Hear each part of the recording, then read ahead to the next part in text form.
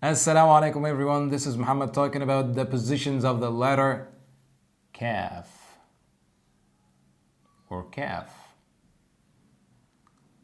كلب مكوك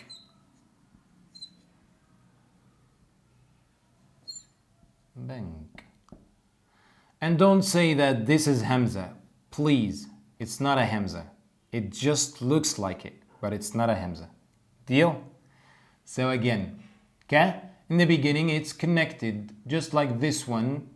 At the end it's not connected or connected. When it's connected it looks like that.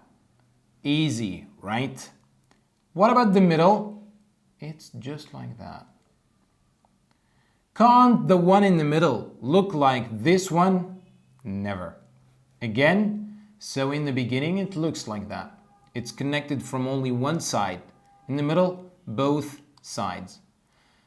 In Arabic language, you'll find that the letters that come in the middle are connected from both sides. It's a must.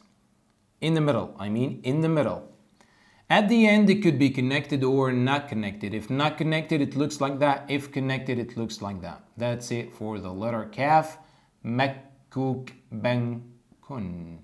See you in the next episode.